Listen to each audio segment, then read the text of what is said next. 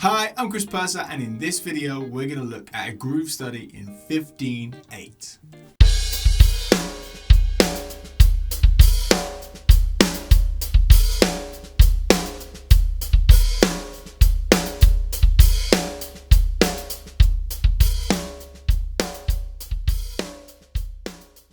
So in this video, we're going to look at a groove in 15/8. Sounds scary, sounds like a high number for our time signature, but all we're going to do is take two other time signatures and put them together. Those time signatures are going to be 4/4 and 7/8. Hey guys, if you're finding these videos helpful, please feel free to like and subscribe. Thinking of a time signature like 15/8 by breaking it in two and thinking of it now as 4/4 or 7/8 makes it a lot more digestible and not as scary when it comes to counting and admin. So essentially the bar of 4/4 is going to have 8 eighth notes in it. So therefore we're going to have 8 there. Then our 7/8 will have 7 eighth notes in it, and that will give us our magic number of 15. So all we're doing essentially is taking a groove that we can play in 4, then play it again, but chop off an eighth note. So that gives us our bar of 4 and our bar of 7. So to get comfortable with this and not even go anywhere near the number 15 just yet, let's just look at the bar of 4/4. So we can see here we have a bass drum and hi-hat together, followed by another hi-hat on its own, followed by a bass drum on its own. Thinking of that as 1 and R.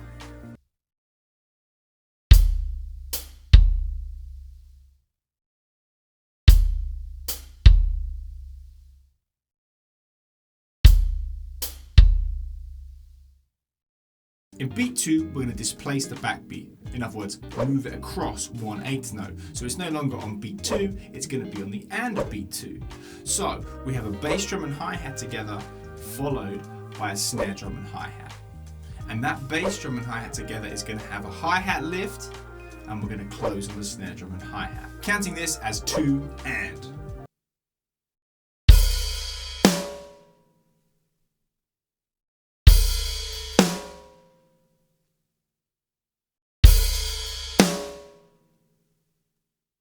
Beat 3, we're going to have a hi-hat on its own, ghost noted 16th note snare drum, and then a bass drum on its own.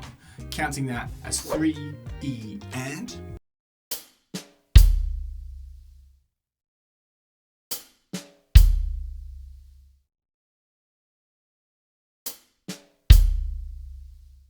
On beat 4, we're going to have a cluster of 4 16th notes. We're going to have a snare drum and hi-hat together, a hi-hat on its own, another hi-hat on its own, and then a ghost note snare drum. Counting this as 4, E, and R.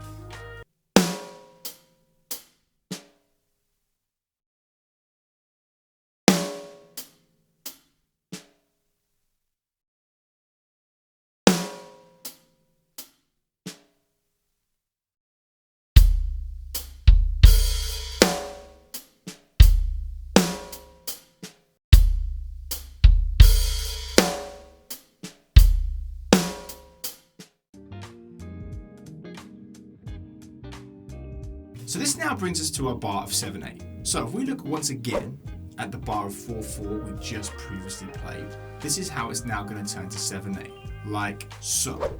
So you can see now we have chopped off the last 2 16th notes. 2 16th notes make 1/8 note, therefore putting us in the magic number of 7/8. This whole groove is the same as the previous groove in 4, we're just chopping off 2 16th notes, meaning we're not going to play the last 2 16th notes. So let's just quickly break this down. Beat 1, same as the previous groove. Beat 2, same as the previous groove. Beat 3, same as the previous groove. And now let's look at beat 4. So beat 4 was previously 4 16th notes long, and now it's 2, which would be our hi-hat and snare drum together, and then a hi-hat on its own. So thinking of that as 4E.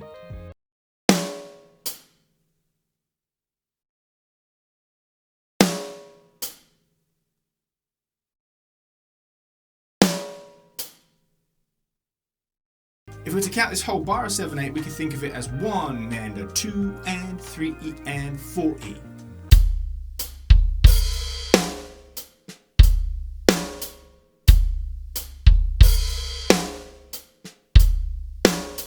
Okay, so finally, let's now put the bar of 4 and the bar of 7 together, making 15/8.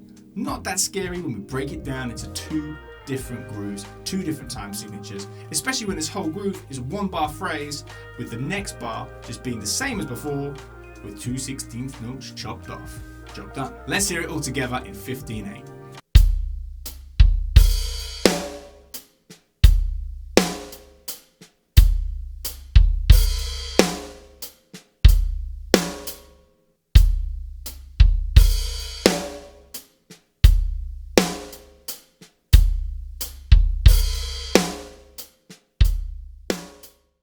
Okay, so a cool way of looking at odd time signatures, trying to take some of the fear out of them. Usually when I talk to students about odd time signatures, you get the look of, oh my god, this is going to be hard. And obviously playing in odd times, if you've never done it before, it is going to feel weird. That resolve point is going to feel quite abrupt, coming back into 1. So playing a groove you're comfortable in 4/4, which is a time signature we play in all the time, and just simply chopping off a note on the end puts you in this case, 7/8.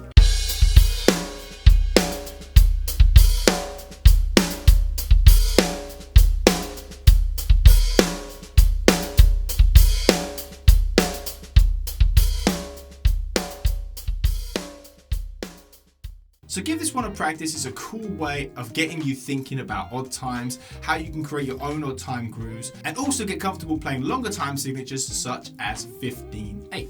As always, that PDF link is going to be in the description below, as well as a link for a groove I've done in 7/8 on another previous video. Thanks for watching. Don't forget to check out the other content on this channel. Happy practicing, stay well, and we'll see you soon.